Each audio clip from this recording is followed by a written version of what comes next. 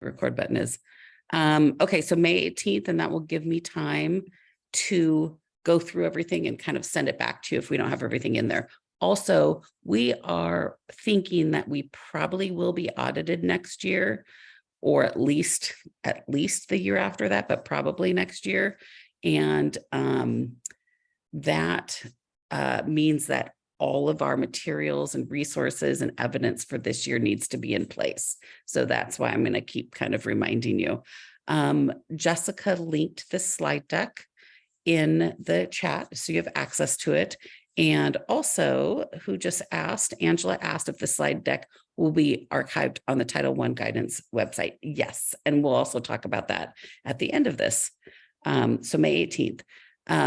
Another thing I want to talk about briefly is the needs assessment, because the needs assessment needs to be redone for pretty much most of the schools. I went through every needs assessment this week. There's 2 schools that have a blank needs assessment. So I'll send an email out to you. We've got to figure out where the completed one is, because especially if we're going to be monitored next year, we have to have a completed one. And there's a couple schools that look like they might have already redone their needs assessment, maybe this year. So I'll reach out to them as well. But that needs to be done. And what I've started doing is at the very top of your needs assessment, I've put the date it needs to be redone. It's like every 3 years, and I've highlighted it just so we know. But a really big reminder is this. And I was in an ODE title meeting a couple weeks ago, and they said it's critical that parents are involved in the needs assessment. They have to be a part of that team. So when you redo it every 3 years, they have to be a part of that team. And when you review it every year, they have to be a part of that team. So build a team with, some like a leadership team at your school with also parents, school staff to go through that needs assessment. I will say what we would, a dream for me would be the school improvement plan, which could be your school learning plan, and the school-wide plan for title. I would love for them to have some crossover. We've been talking about this for a while. I do know that the new district administrators are going to create a team. John knows a little bit more about this, to relook at the process for the school learning plan, which I think is going to be renamed the school improvement plan. And I'm really hoping if any of you get on that committee to redo that, or any of us, just really keep us informed so that we can make sure that some of the questions that are on the supplemental questions that you are required to do are on that, so that you don't have to do double the work. You'll always have like some supplemental questions, but it will be nice if these 2 school plans can work together. So we're hoping, a title principal or someone will be on that committee that does that, so we can kind of stay in their ear about that. So that's really important. Just make sure you have, a parent on that committee. There's also a link on this slide. It says more information on the ORAS needs assessment here. That's a whole nother slide deck on the ORAS needs assessment, just going through it. So that's just a reminder for that. I just talked about this. We need a new one. There's some blank ones, so take a look at yours. And then this is just kind of another reminder of the process for that. Determine your leadership team, review. That means you need to update it every year, or you have to start over if it's been 3 years.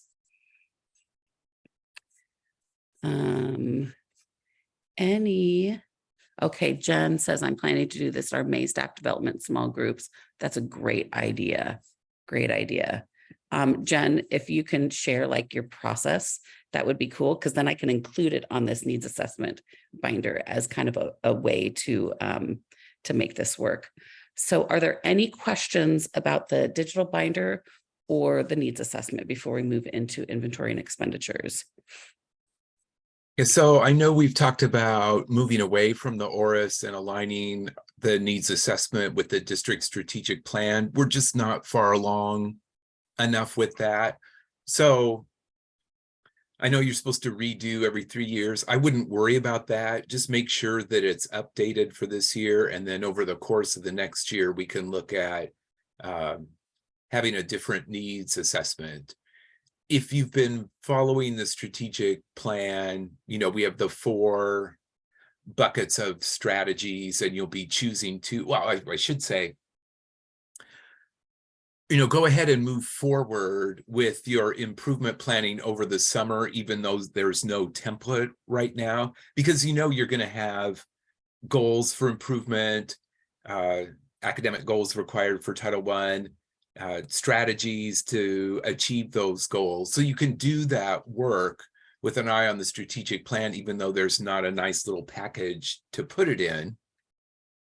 And then, as Chrissy said, we really would like to try and align as much as possible so that you're not doing duplicate work. So on the ORIS, just make sure that it's updated, that parents are involved, and we'll continue to evolve what the school learning plan template looks like so that it's aligned with the strategic plan and the Title I requirements.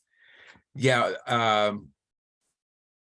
Angela, for SBAC goals, gosh, that's a really good question. I would not be setting those until the fall when you get your latest data. And then I think you'll have some sort of feeling about where you were as a school before the pandemic, what student achievement looked like year 1 coming out of the pandemic, and then year 2 this year coming out of that pandemic. So I think that'll give you a kind of sort of a little trend, and you could see if things have stabilized or what the trajectory is for moving forward. The other piece that I don't know if I've shared this, but that you may want to pay attention to is that last year in the accountability system, the median growth, the growth measure for schools, so it was the median growth percentile of students compared to their academic peers, blah, blah, blah, blah, blah. The ODE wasn't able to calculate that last year, so they did that achievement gap that was saying, if your ELA gap was -19, that meant that your average score for students in your school was 19 points below the proficiency level for grades 3, 4, and 5 combined. That growth gap measure is going to continue into this year. So that'll be another point that you can look at in terms of goal setting and diagnosing where you want to put your focus next year. You'll have, on average, how far were students below proficiency level pre-pandemic in 18-19, and then you'll have last year's data, and then you'll have this year's data as well. So you'll be able to set goals in both the achievement and growth pieces. And we can, when you see your data, we can certainly have discussions about what appropriate goals would look like at that time. So I hope that helps set the context. So it's I know things are kind of unsettled, but you're leaders in school improvement, and you can continue that work even though you might be keeping it in a Google document or something temporarily until the district develops what the next school learning plan looks like.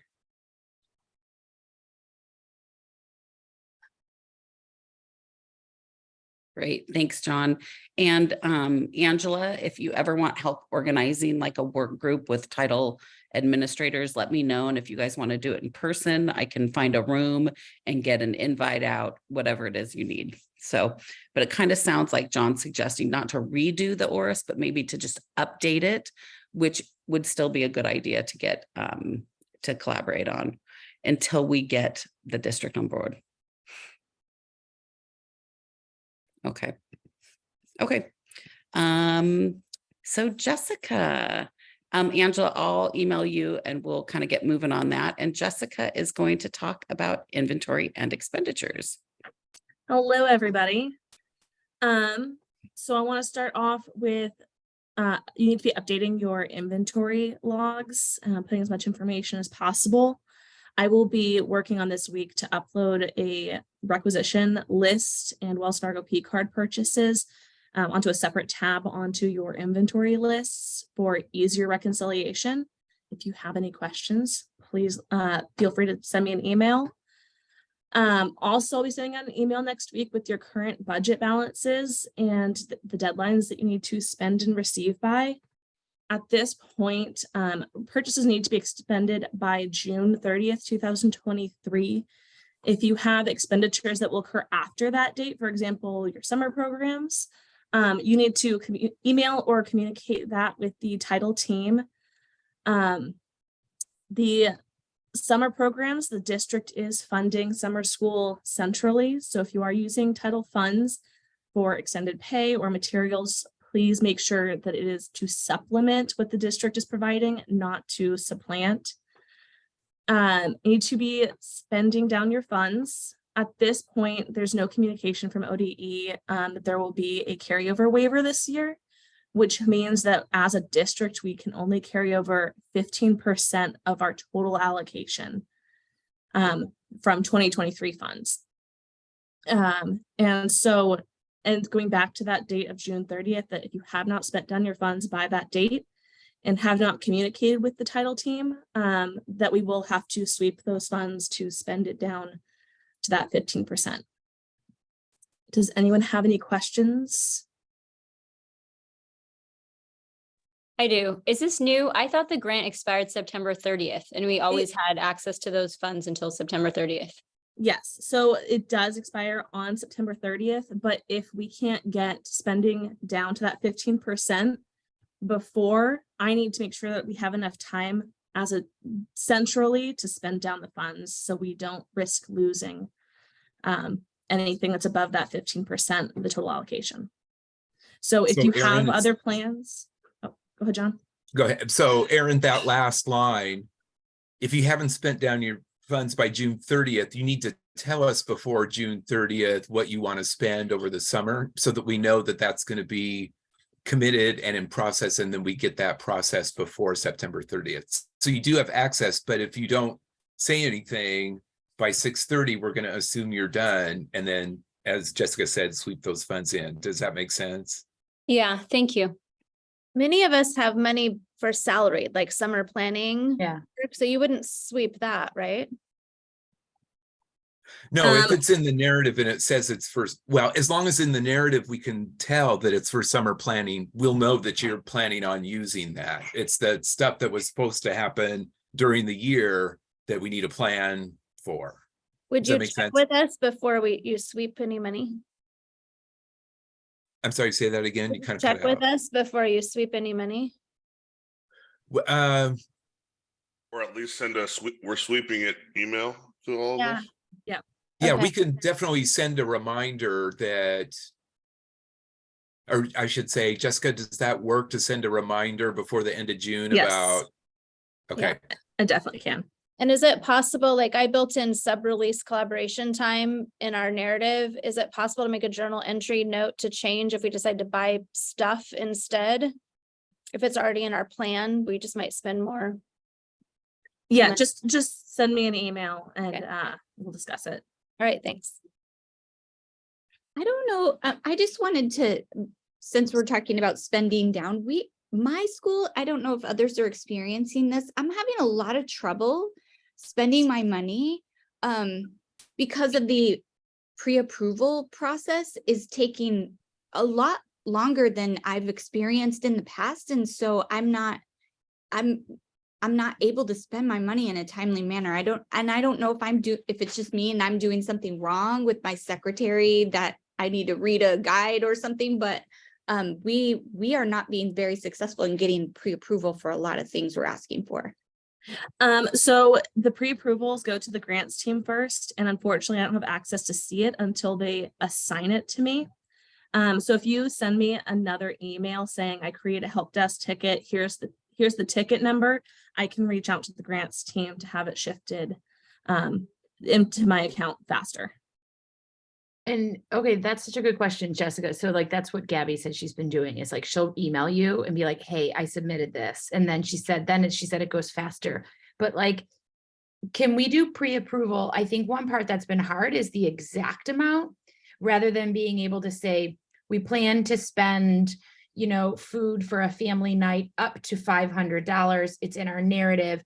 But I think what we're doing is like creating, like we're creating like invoices. And it's like, well, what happens if the price changes? So can we go back to that? Did that change? That it has to be exact amount? So purchasing this year has really refined, or they've become more particular that they need quotes for like purchase requisitions. And so we've kind of been following that into P cards. Because it's just, we need to see what you're purchasing, make sure that it's aligned with title funds.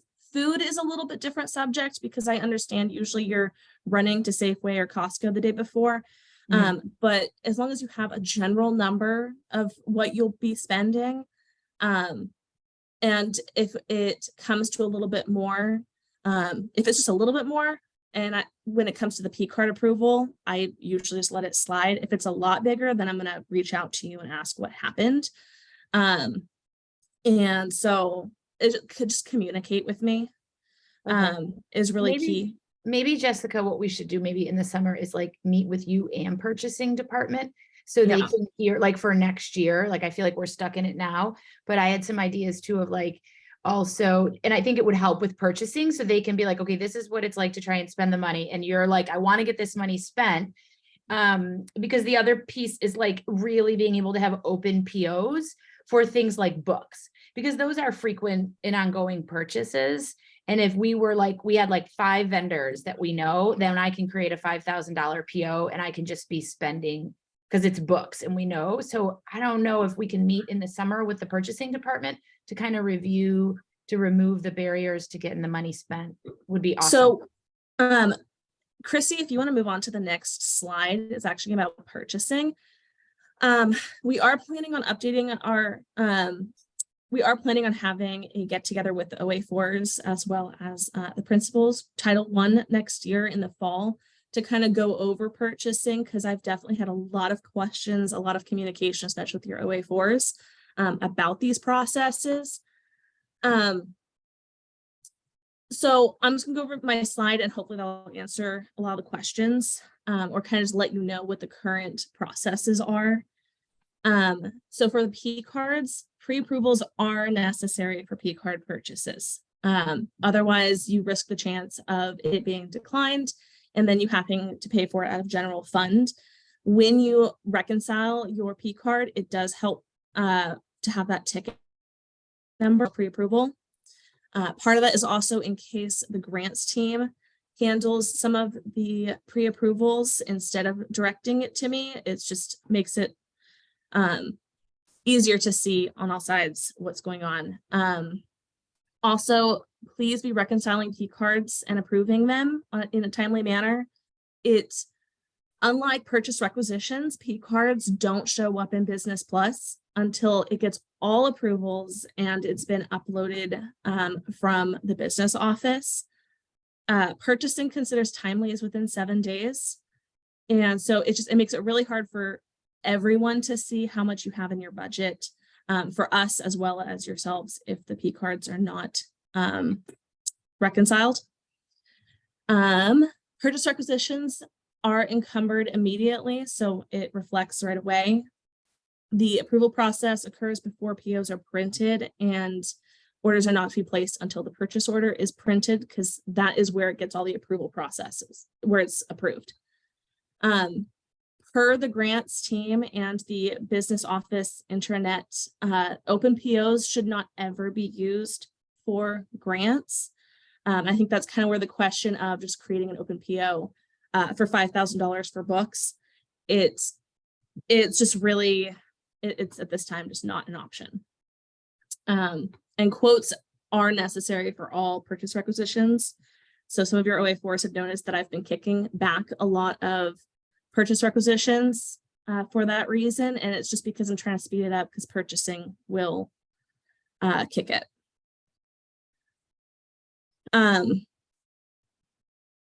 Does that answer questions?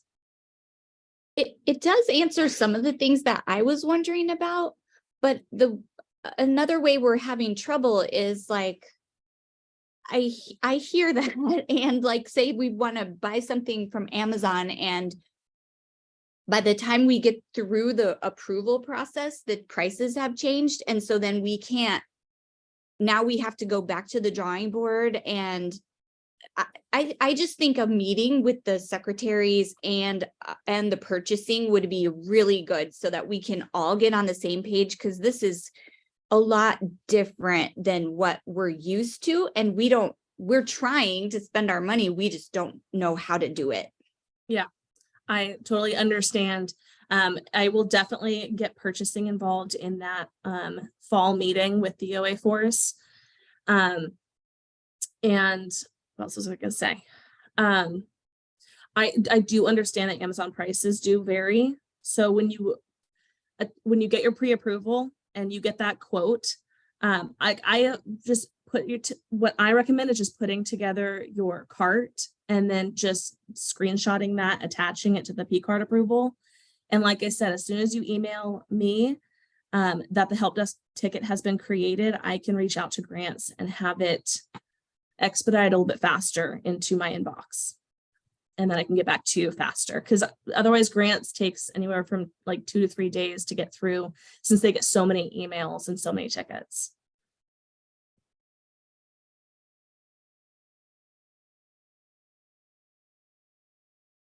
Any other questions before we move on? I just wonder too about the process with that is like, maybe some of us get, the input from the OA4s and then, but not having like do some problem solving to see what areas could maybe be flexible, and then bringing in the OA4s as well, because I think that there's that piece of like, just like I've spent most of my general fund because it seems like because I want to get things quickly, and it's like, okay, I got to put it in the cart, and then we got to sit down and make sure, and then we got to put that over where it's like we just want to get books for kids. So my general fund is like gone because it's so much easier to spend. So I just think maybe a smaller group, or just like a principal meeting with purchasing, because I think, Jessica, you are stuck in the middle where it's like you want to get the money spent, but I think some lens, because everyone in purchasing I think is new, of like, this is what it looks like at the school level. When I know there's non-title schools that have really huge PTO budgets that don't have to go through this barrier. And so it feels sometimes like it's a burden to spend the money when we've already written the narrative, it's been approved by ODE.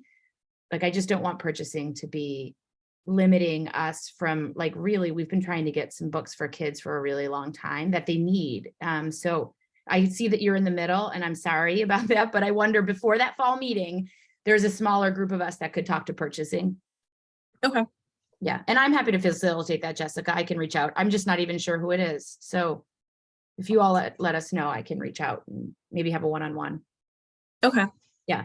Thank you, Jessica, though. I know Gabby's appreciated you being able to email you though and get those back fast. She said yesterday you were really fast. So thank you. Okay, let's move on. The staffing calculator, the money. Okay, Jessica. So the preliminary allocation for 23-24 has gone up, or there's a projected 33.5 or 0.05% increase from this year. Yay. So this year, we've estimated $1,100 per pupil, which is $100 more than last year, to help with staffing increases. I have, with that link below, I have created, I've put together all the staffing calculators. They look pretty similar to the ones that Christy has provided in the past, with a couple slight changes. I did change the formulas to calculate the estimated hourly rate increases. The benefit rates are still using this year's numbers, because they haven't been, we haven't found out what they are for next year, but I don't anticipate much change.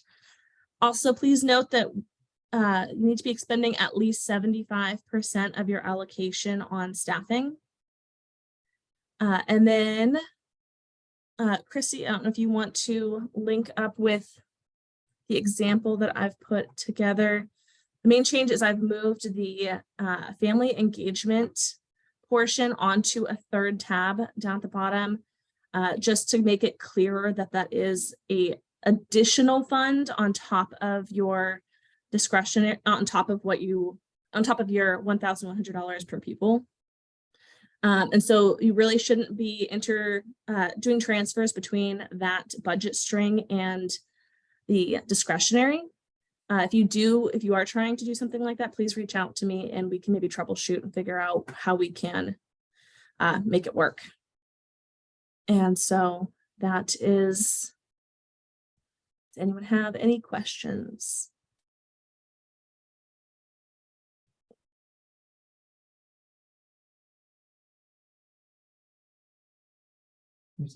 I do have a question. Is this the slide deck that will be, the one we work off of that we get from where we do our staffing in? Like sometimes they're separate, sometimes they're together.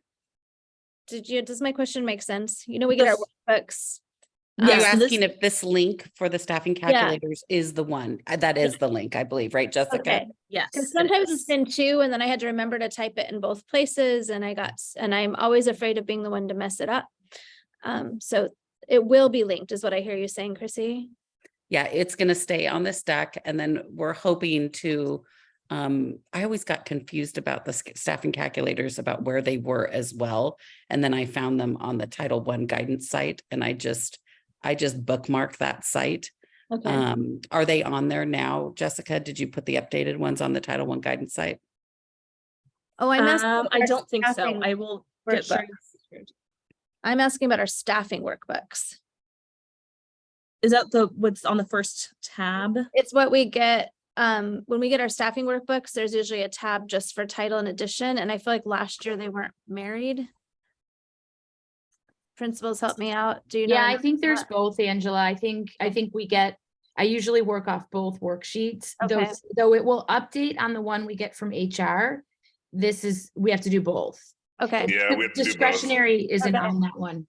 so I'm not totally losing it. And then No. the other question was staffing. I'm not prepared to make some of my decisions to get to the 75% before we'll be done with the staffing. Plus, I don't want it to interfere with the job expo confusion. So I'm not prepared to make decisions on the 75% before May. I don't know if anyone else is like me with that. Yeah, no way we can be ready for that by then. We don't have to be, do we? I don't think so. It's not, they're supposed to be No. separate. I just want to make sure I'm in line with my colleagues and being transparent with all of our processes. Jessica, there's not like a deadline for that, is there? For, Not that I'm aware of. No. I think you're fine. Any other questions about staffing calculators? Okay. In the future, if you're looking for these, because I've had a couple people ask, I'm just gonna open up a new tab. There is this the leadership?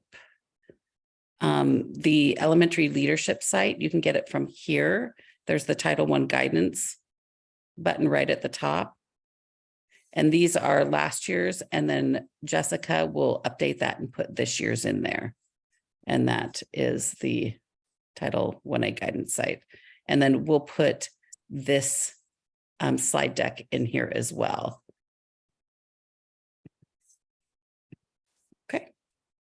Okay, moving along real quick. I think I showed this to you before. It's slowly growing. I know sometimes you get to that budget narrative and it's kind of a weird process because I think the process should be you fill out the needs assessment and then your supplemental questions, you decide what your school needs, and then you fill out the budget narrative according to the need. The problem is it all happens kind of at the same time. And sometimes the needs assessment is filled out before the next year when you don't know what you need that year. It's just kind of a weird cycle. But so sometimes I feel like spending the money, filling out the budget narrative, you don't know quite then what you need or what you're going to need, or thinking of ideas on the spot. So what I'm trying to do is reach out to my early learning coaches and other TOSAs, and like Jessica gave us some ideas, and create this deck with title, budget, school-wide plan ideas. And it's broken up into the same areas as this, your staffing calculator. So it has the discretionary funds. So for professional development, here are some things that that other principals have done at their schools for materials and supplies. Here are some things that they've bought. You know, in some of these, there's a lot of blanks because I haven't filled them yet. For extended day programs, here's some things. For summer programs, here's some things. And that you can do for family engagement, which is a new third tab. Here's some ideas for family engagement.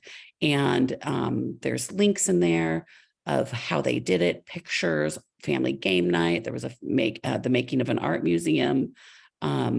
So I'm trying to just add ideas here so that you have a resource to go to when filling out your budget narrative. It's pretty small right now, but it's a work in progress. So if you have anything great that you've done, just send me an email of who I can contact, who organized it, and I'll get it on a slide. Okay, let's move along. Okay, the last thing is Jessica and Aaron and I were talking about wanting to maybe recreate the title website, like recreate a Google site. We have the Title I guidance site, but just reorganize that. So it's updated. The information is easier to access. It's organized in a different way. So we're working on that. So if you have any input or anything that would make things easier for you, like what are some things that you're always looking for? Like, oh, I can't find that again. Anything that you need or any ideas to help support and improve the process, just email me and then we'll make sure and do that. And we're just looking for time to get that done. But that is on our plates to do. Any other questions or feedback, anything?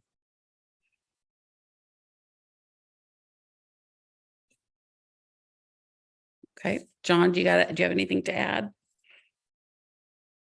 I do not. Okay, Angela said she'd love regularly scheduled in-person meetings, work sessions. You know, John, as I recall, I think you talked to Heather about piggybacking those onto the leadership, the principal meetings. Did anything come of that? Do you know? No, no, we never did get that to work. And I think that's something we need to work on next year. So it will either be, oh, help me. Veronica or Jill will be overseeing Title I. So those are the two new CIA administrators. I don't know who's doing what yet. And totally get that we need this collaboration time. It's just we didn't figure out how to do it with the new meeting structure. So I'm sure that'll be revisited this year and keep that in the forefront of people's minds when they're planning those leadership meetings. That'd be great. Okay, thanks for coming. Reach out, email us with any questions. We're here to support the work. And have a great Jessica, weekend. can I ask you a personal question towards the end here? Sure. Of course. Okay, so I don't like to go to title money jail. We built quite a bit of money for collaboration time in our narrative. You probably can see that. Realistically, with the sub shortages and meaningful work, I think I'm going to need to make an adjustment. And I don't think I have this in my narrative to purchase more Red Cat light speeds that our staff have asked for, which we've purchased in the past with title funds, and it would not be supplanting because general fund does not buy those. How would I go about making that adjustment where I don't go to title jail? After this meeting, I will reopen up your 2022 to 23 staffing workbook. And then if you want to revise it how you'd like, and let me know when you're done, and the title team will review it. And if we're good with it, we will submit it to ODE for approval. Okay. And so turnaround time, because of the purchasing that we just talked about, is that realistic to be able to pull that off in time to get it through? Let me get back to you. Okay. Let's have a conversation a little bit later. And once I've done a little bit of digging. Because we're getting close to looking at our money and not letting you have any back. Okay. All right, thank you. We meet every Wednesday morning, the title team, so we'll put it on our agenda for maybe Monday morning and try Okay. to, if you can get that, make those adjustments. Yeah, I need to quickly, check maybe we with can- Karen because we've been spending like a beast. So we might not have as much as I think we did, but just want to check. And this is a great question, Angela, about just that when the funds aren't used. So Mhm. I don't know, I'm really thinking a lot about kind of what happens in kindergarten when we have students who come in with no identification and no support, and we need to reallocate building resources to keep them safe until we give, either due process or get them settled. And so what I would love a group of people to be thought partners on this, to kind of look at it, because I've had a lot of conversations with Kelly Raff about it. And I agree with her. She's like, a lot of times it doesn't have to initiate with special ed, but it does seem to be, and some ideas of like, how many kindergartners come in about on average to our schools that need really intense support one-to-one. If there's central money that we don't spend that could be allocated in that first month for like intense deployables to title schools to get kids where we can get, I don't know, I have a lot of ideas about it, but what I would love some people who can make bigger decisions at the table. And I don't know if other people want to partner about that, but it just feels like I don't want to accept that, well, this happens every year. It really happens every year at Greenway. And it is not it's just due to systemic issues that our families maybe don't see the same pediatrician, aren't getting into our pre-Ks. It's really intense at kindergarten and first grade. So, but I'd love to maybe think about it rather than thinking special ed, to think about it as like a system in title. Mhm. So agree, Jen. Yeah. Yeah. Yeah. I'd love to hear your ideas too, because I'm desperate to not go through what we did the last 2 years. Yeah. And if there's that central money that comes back that we know as a grant has to be, or if there's holdback that we agree maybe as a title, we hold some back, and it's almost like a flight team that Mhm. pays maybe extended contracts to some student success coaches, floods a school, really looks at the process, and it's not maybe from that administrator and on her own trying to piece it together. We tend to at Greenway, like everybody signs up for a shift. We all have to do part of our jobs, but it's really been ever since I've been here that it happens. So I don't know, maybe I'll just send out an email to everyone and throw together a meeting to kind of start brainstorming. But I think maybe rather than special ed, it occurred to me yesterday that really from Title I, that from our Title I group, we look at this, we know the barriers. How do we support our kinders? How does that sound, everyone? Okay. Great. Yeah. I'll send you all an email. It might have to be for a summer thing, because we're still chasing our kindergartners Well, during and the day. That leads to the question, Jen. Like we've had a student in the ISC who pours paint on his head that we had till December with no help, and he's adorable and lovely. But